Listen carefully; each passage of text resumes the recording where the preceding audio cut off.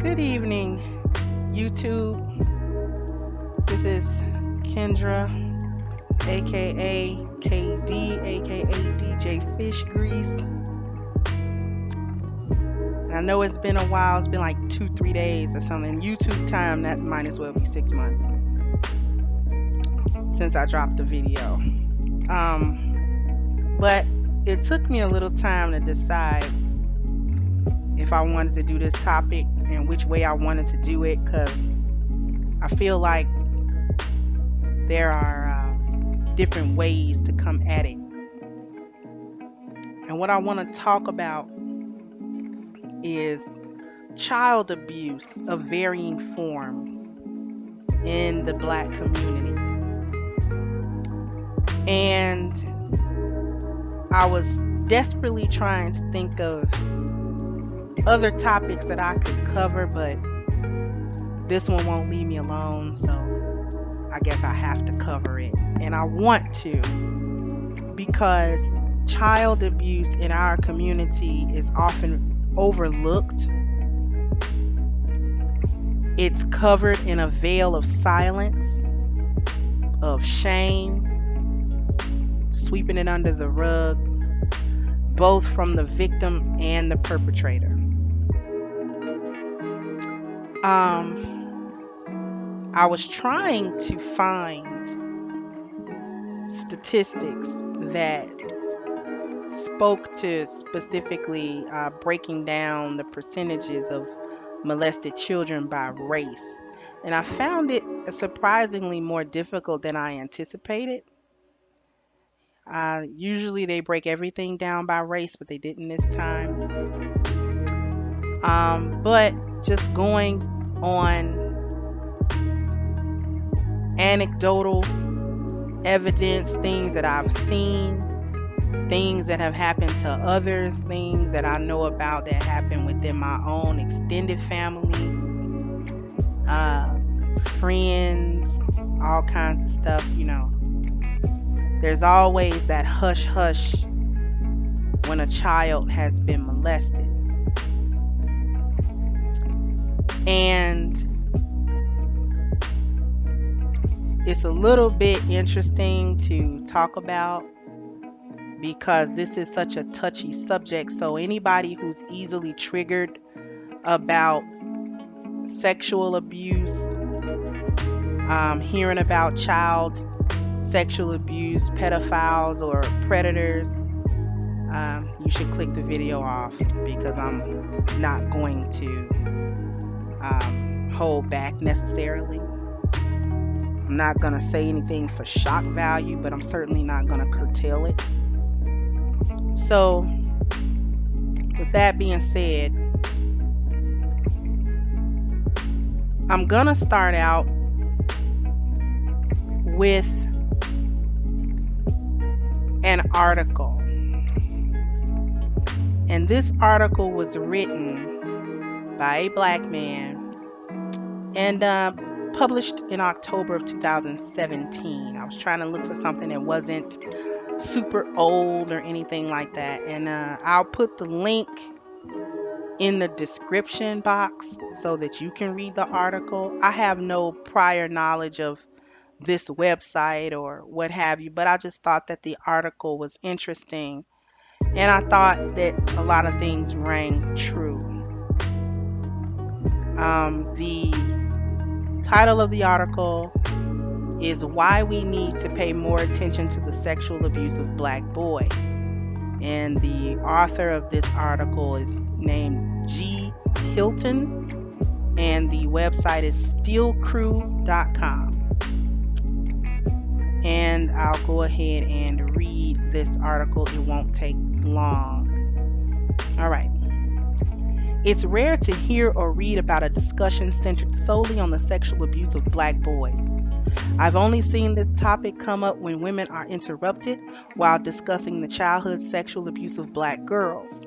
That interruption only serves to derail the conversation entirely, or at best, feels like an inappropriate time to scream, "This happens to boys too." A discussion of this magnitude necessitates ample room for both parties to express themselves. There should be no desire to shout over the voices of sexual assault survivors in order to see its importance. It is hard to discuss and prevent child sexual abuse when interested parties focus their energy on quote unquote oppression Olympics. With that said, numbers for black boys who are victims of or survivors of sexual abuse can be hard to come by.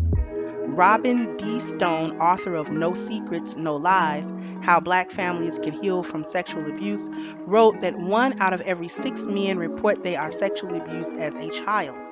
Furthermore, about 14% of all child sexual assault victims were male, with 20% of that abuse coming at the hands of women. It's even more frightening when one understands those numbers are unreliable because sexual assault crimes are often underreported. Stone's book was released in 2004, but trying to find updated information has been a futile endeavor. There's a website dedicated to the 1 in 6 statistic. However, the late information listed is by the U.S. Center for Disease Control from 2005. In that study, the CDC claimed 16% of males were sexually abused by the age of 18, but that statistic still doesn't touch specifically on the experience of black boys.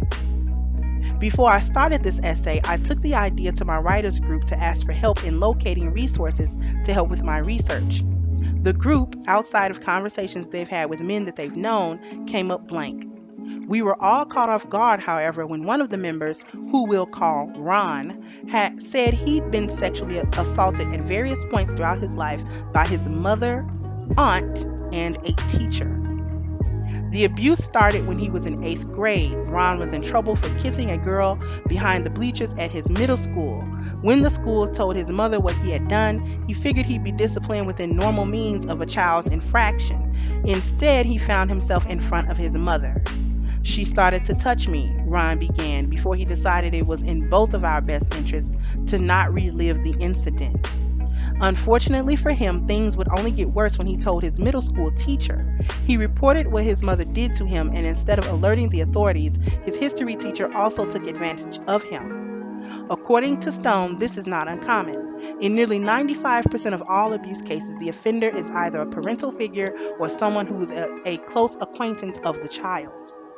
Despite what Ron went through, studies on sexual abuse of black boys are next to non-existent, which doesn't surprise him at all. Numbers will be very hard to find because men don't report, and even in surveys we often lie, unless very specific questions are asked, he said. Questions like, "What was your first sexual encounter like?" or "Have you ever had a sexual experience with an older woman?" In Dr. Richard B. Gardner's article, Talking About Sexually Abused Boys and the Men They Become, offered credence to Ron's assertion. Dr. Gardner cited masculine gender expectations, which teach boys that they cannot be victims, as one of the main reasons the sexual assault of boys goes unreported. Boys are supposed to be competitive, resilient, self-reliant, and independent, but certainly not emotionally needy, he said. Real men initiate sexual activity and want sex whenever it is offered, especially by women. For many men, these qualities define masculinity.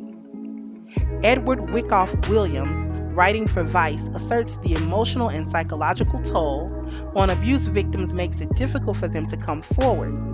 Williams covered the allegations Ronald Savage made regarding Africa Bambaataa, a man many believe to be the godfather of hip-hop. Savage, later 3 other men, accused Bambaataa of molesting them when they were children. He cited feelings like embarrassment and shame as the reason it took me all these years to speak about this. Sexual abuse victims often experience these two emotions and many more. Unfortunately, those feelings persist because of our community's penchant for turning a blind eye to what's happening to our children. Child sexual abusers are protected by a veil of silence from family and friends. In some cases, people are more apt to blame the abused child than they are to hold the adult accountable.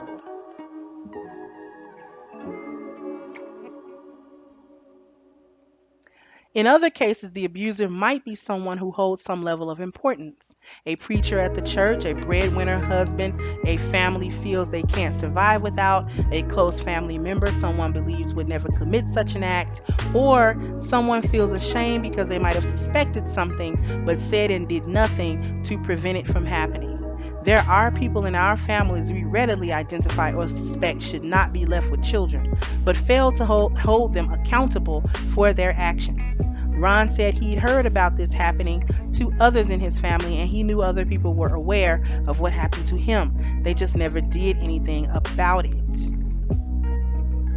Chris Rock captured this sentiment in his 1999 comedy special Bigger and Blacker. In one joke, Rock discussed the benefits of having enough uncles to teach you everything you need to know about life. As he lamented about the gay uncle, the stealing uncle, the alcoholic uncle, he discussed the molester uncle, Uncle Johnny. Rock started the bit with an imaginary conversation of a mother openly wondering where the kids are. She freaked out when she discovered they were with Johnny. The hypothetical mother in the joke blamed the kid for what happened. That's what you get, hanging around with Johnny. I told you about that. Now walk it off. Rock's bit was funny, but it's worth wondering how many male sexual assault victims felt or knew they'd be met with a similar attitude if they spoke up. Now I'm gonna stop reading the article. You can read the rest of it on your own. And I wanted to discuss some of the points. This is focusing on black males, black boys, but I'm not going to seclude it to a gender because black children are being victimized in our communities, in our families, in our neighborhoods. And that victimization usually goes unchecked and unchallenged because those in our family keep it hush. And the adults that these children become often play out in various ways in their adulthood. Because black people, among other things, we don't have a tendency to either believe in seeking out professional help like therapy for handling our unresolved traumas and issues, or we're simply too broke to actually attend therapy. But what I want to bring it home to is the mothers. The mothers, the black mothers. Some of you are just busy. You don't intend to neglect your children. You don't intend to not pay attention to them. You're not purposely putting them in harm's way. But regardless of the reason, whether it's because you work a lot or because you have other things that you're doing to take care of the household, you have a tendency to sometimes become unattentive to your children. And so you don't understand why your child suddenly seems to act differently than they did before. Maybe you had a smart kid and now all of a sudden they're getting in trouble at school. Maybe they were talkative and now all of a sudden they're broody and they don't want to talk, or things of that nature. Maybe they didn't used to have a problem being babysat by the uncle or the cousin or this one or that one, but all of a sudden they act real strange when it comes time to be babysat or be around certain individuals, and you'll pass that off as the child just being flip or being disrespectful without actually inquiring of the child why they feel the way that they do or why they're acting the way that they do. And when you do inquire about it, it's in such a hostile way that the child doesn't want to come clean with you or doesn't feel that you will protect them. Now, this isn't, of course, all mothers, but there are enough of you to warrant it a problem because the women in our community and in our families have more of a tendency to hide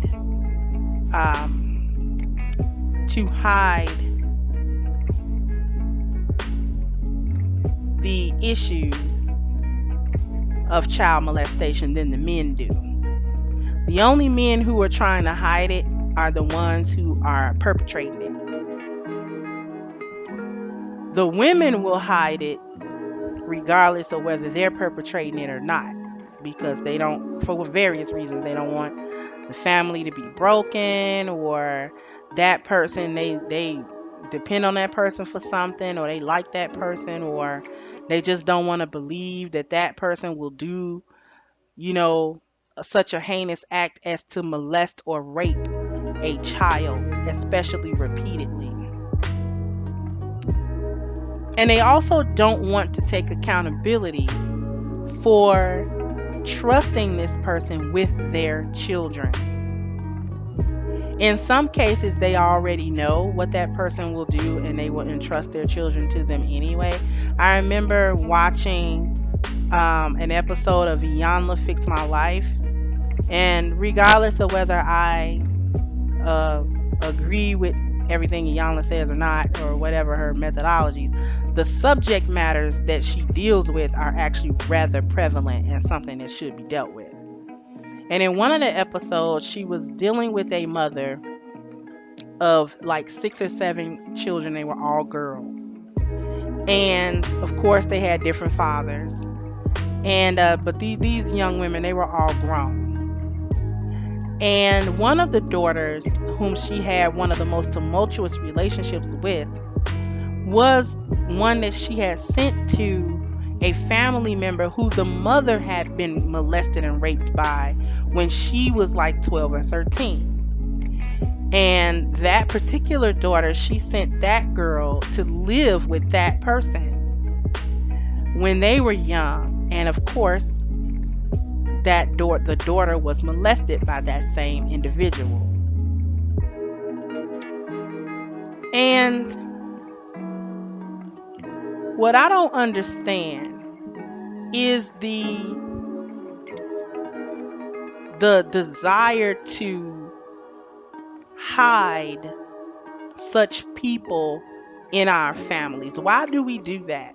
Why do we know that Uncle so and so or Auntie so and so got a thing for kids, or that you suspect or you heard through the grapevine that they might have done something to your little cousin, or they might have done something to whomever, whatever little kids in the family. Uncle so and so always want the little girls to sit on his lap, and grandpa so and so or whomever. And we'll know that they do shit like that, but we will not, for the life of us, say shit. We will blame the child. Literally, we will make the kid feel like they deserved it or they asked for it, rather than hold the person accountable who's actually doing it. Usually this hiding is done among the women, because if there are men in the family that are old enough or that have any sense, if they know, they will try to congregate with the other men in the family to see what we gonna do about this one. Okay? Because if you touch my kid, I'm gonna kill him. So which one of us gonna take care of Uncle so and so? Or it could be just a friend of the family. Like, which one of us is either gonna run this dude off where he don't feel comfortable coming around anymore, or we gonna handle this dude and he gonna come up missing? Usually it's the women who hide it. And in many cases, they're doing it. And I also feel like this: if you know that there is a pedophile among you and you don't say anything and you continue to let your children or other children around that person, you're a pedophile because you sympathize. You're a pedophile sympathizer. You might as well be raping the kids because you agree with it. Silence is agreement. Silence is agreement. When you know that there is a predator in your family or neighborhood and nobody sticks up for children, you agree that it's okay that this person prey upon children. You agree. You would do it yourself if you had an opportunity. And I'm pointing this out to the mothers because whether you like it or not, the percentage of single mothers in the black neighborhood is very high. And when we say single parent or single mother households, that means that there is not a stable man in that house. Okay? There is not a man that isn't raping the children, that is a constant and consistent presence and one of authority in that home. Ripping and running, having a bunch of kids with a bunch of different men. You don't care who you leave them with. You leave them any old kind of place. You got your new boyfriend, you don't know him from a hole in the ground. And you'll leave your kids with them. And if your children complain about this person, the first thing you do is not jump to protect the child, but you start thinking about what you will lose if this person is no longer there. That's what you do. You will not, I spoke about this in another video, one of my other videos, that your sense of womanhood is so degraded that you don't even have a proper sense of mothering, maternal instinct. Go to any animal in the wild, and a mother's instinct, if they're the kind of animal that actually rears their young, you can approach a little baby animal if you want to and get your ass towed up. I don't care if you meant harm or not. They don't know who you are. You're not familiar. You can't come around.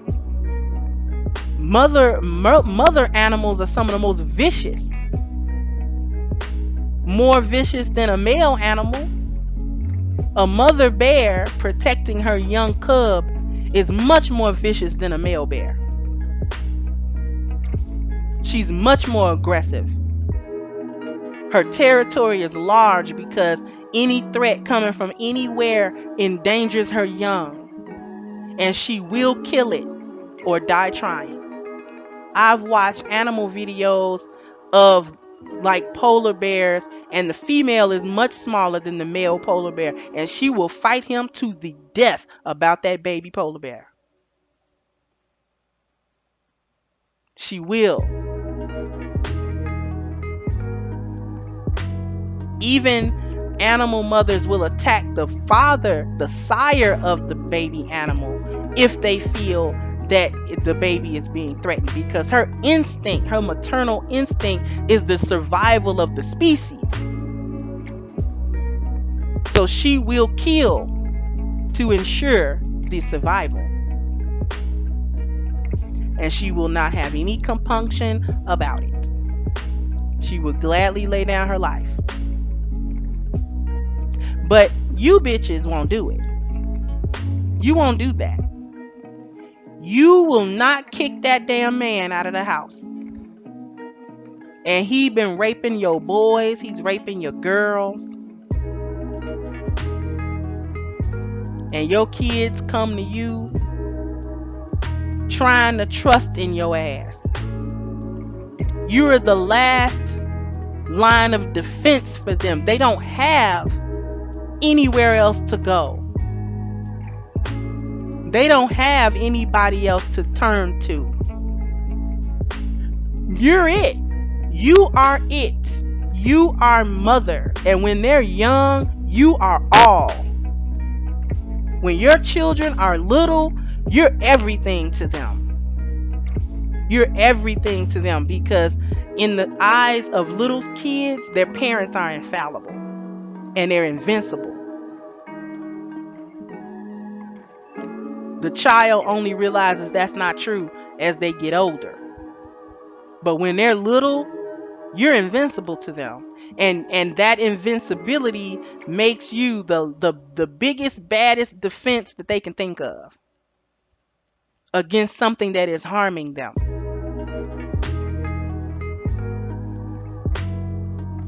But you won't you will not defend your children. I was looking at another article, and I'll put this article in the link in the description as well. It's from the childluresprevention.com, and it's like a site that talks all about molestation and talks about how to identify a perpetrator. And there's one section in this article that I'm going to read, and I'm going to read the whole thing. And it's entitled, the section is entitled, How Do Molesters Gain Access to Their Victims? While some sexual abuse is purely opportunistic, most children are groomed and lured into situations where they are vulnerable to abuse. Common grooming strategies include, number 1, befriending parents, particularly single parents, to gain access to their children. Number 2, offering babysitting services to busy parents or guardians. Number 3, taking jobs and participating in community events that involve children. Number 4, becoming a guardian or foster parent. Number 5, attending sporting events for children. Number 6, offering to coach children's sports. Number 7, volunteering in youth organizations. Number 8, offering to chaperone overnight trips. Number 9, loitering in places children frequent such as playgrounds, parks, malls, game arcades, sports fields, etc. And the last one is befriending youngsters on social media like Snapchat, Instagram, Facebook, and online gaming platforms. Now, the very first one on the list was befriending parents, particularly single parents, to gain access to their children. There's a reason why this guy wants you, and you've got like 5 little kids, but he wants you so bad that he'll move into your apartment or your house. And you've only known this guy a real short time, but he swept you off your feet and he's saying all the things you want to hear. He's servicing your body. He's servicing you sexually. Got you dickmatized. All you do is run up behind dick. And you invite him right into your home. And I'm not saying this to say that it's only the men who are doing it, because you know what I realize is a lot of you that are in lesbian relationships, and that little butch that you invited into your house and you got kids, that happens too. Start going after your little girl. Wonder why they so chummy, got such a good relationship. Or why your kid don't like her.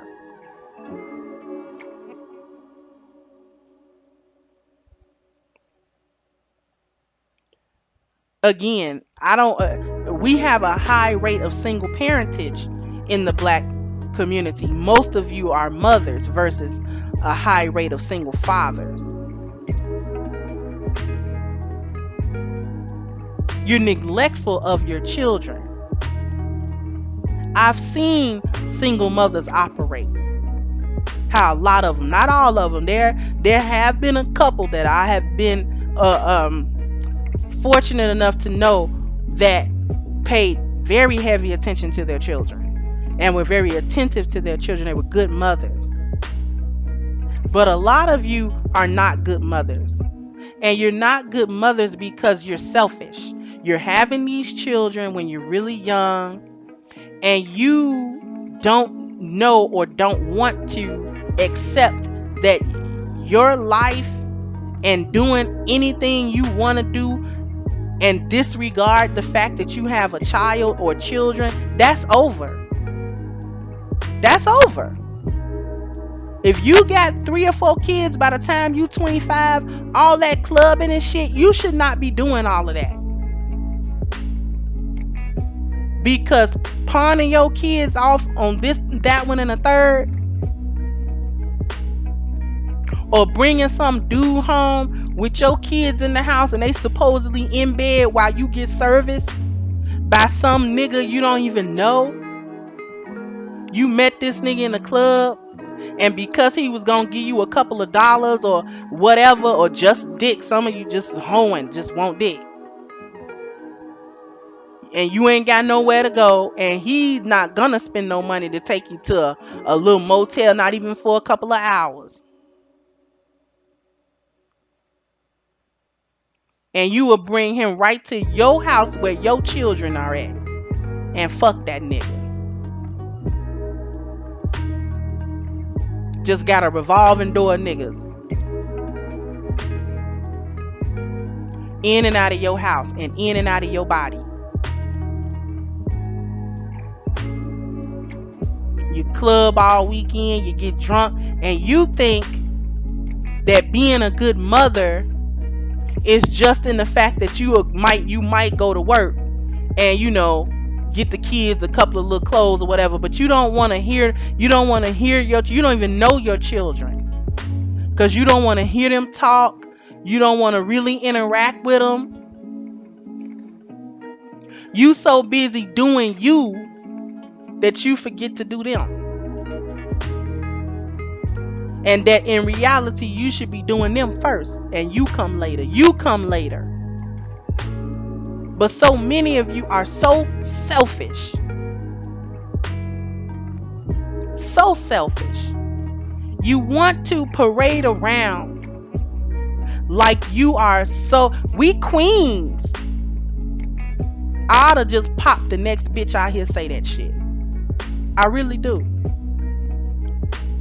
Y'all don't even like y'all fucking kids. I be watching young mothers, and some of the old ass bitches too do it. And I was a victim of some of this shit. You will cuss a motherfucking kid out. Just flat cuss them out like you cussing out an adult. I've watched them. Little kid be trailing a half a block behind you. They like 3 or 4, maybe even 5 years old. Hurry your motherfucking ass up. Always behind me, slow as fuck. Why don't you just hurry your little bitty ass up? Tired of dealing with you. Ugly ass. And you will say this shit and will not think twice about what that's doing to your little kid, man. Like, them little kids straight love your raggedy ass. Cause they ain't got nowhere else to put the affection and the love. This is an instinctual, involuntary love that they have because you happen to shit them out.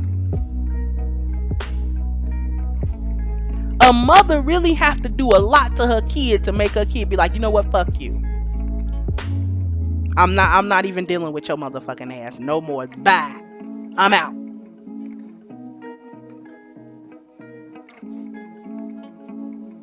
Because you know that they're being molested, your little boy and your little girl, and you will not fight for them. But black men ain't shit. You got all these other complaints and excuses and reasons why you don't have to look at yourself in the mirror. Reasons why you don't have to take accountability for anything. I know it's a bunch of you. Well, if the daddy was there, then the kid wouldn't have been molested. I know it's gonna be a bunch of y'all in the comment section, or even if you don't comment, that'll be what you're thinking.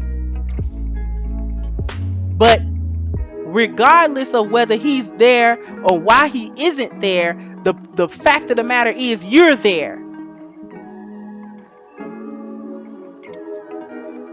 You are there. So what did you do to protect your child?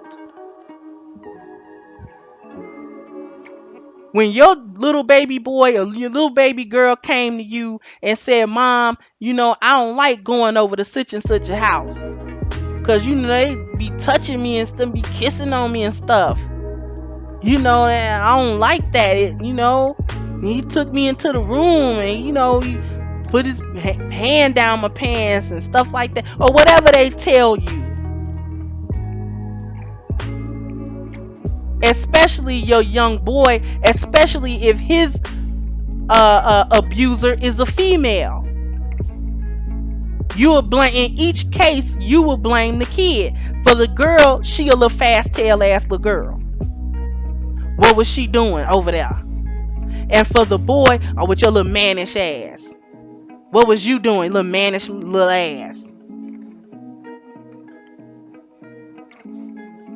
That's your first response. That movie Precious was really fucked up. But unfortunately, that mother that Monique played is the uncovered version of a lot of y'all. Because remember when she showed up in front of Mariah Carey in public, she wasn't quite as unbearable as she really was at the house.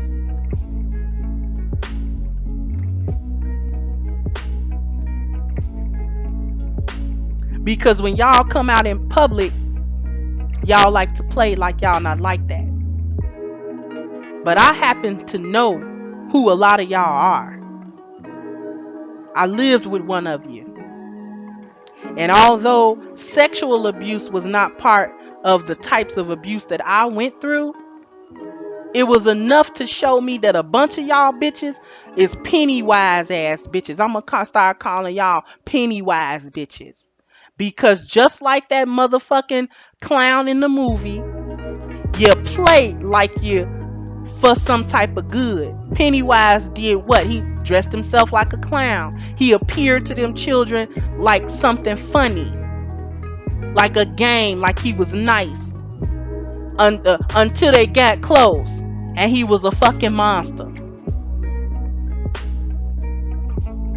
You had to kind of peel the veil back on his ass so you could really see what kind of monster he was. And that clown shit was just a sham. And y'all are the same way. Y'all just a sham.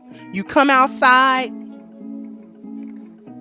and around other motherfuckers like you normal. But your ass ain't normal, because aside from allowing some of y'all children to be molested, some of you bitches are doing the molesting. Just like in that article I just read where the guy said his mother was doing. I know it's a lot of y'all bitches fucking them boys. That's why your relationship with your son is so fucking creepy and weird, like he your man. You don't like none of the girls he bring by. You talk when you the man of the house. Some of you bitches mean that. You mean that. You mean he the man of the house and he gotta do shit that a man would do, including fuck you. He gotta fuck you too. How gross and how horrible and ridiculous is that? That is just the scum of the fucking earth.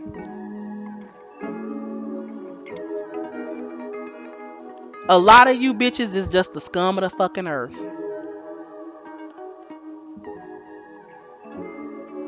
But nobody's supposed to call none of this out. No one is supposed to say anything about the condition of some of you women. Oh, excuse me, some of you females.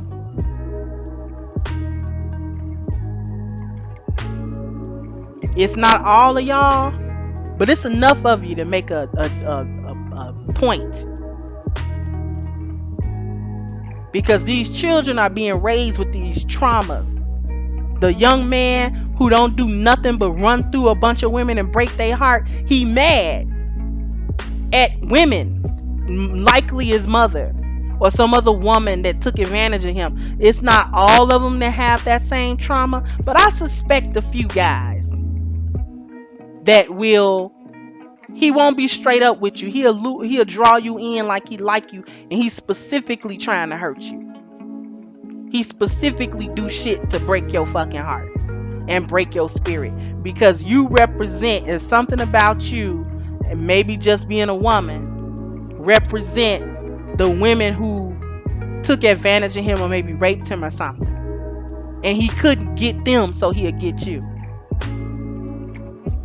He can't confront his abusers, so he'll just take it out on you.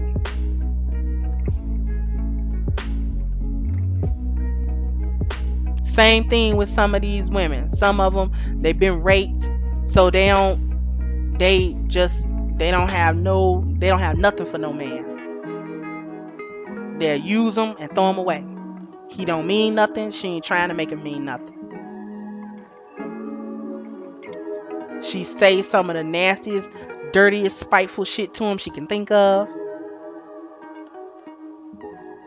Do any little trifling shit she could find.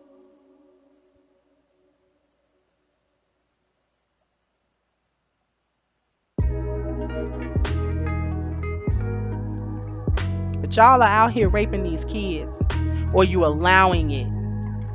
Both is, to me, it's the same thing. It's the same thing. There is no way I could have known that a child of mine was being raped by somebody and I had the power to stop it and I didn't do it.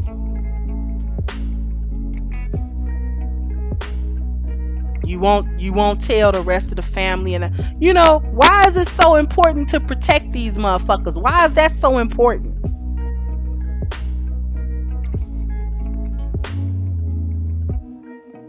I want y'all to ask yourself that. Why is the abuser of your child more important than your child?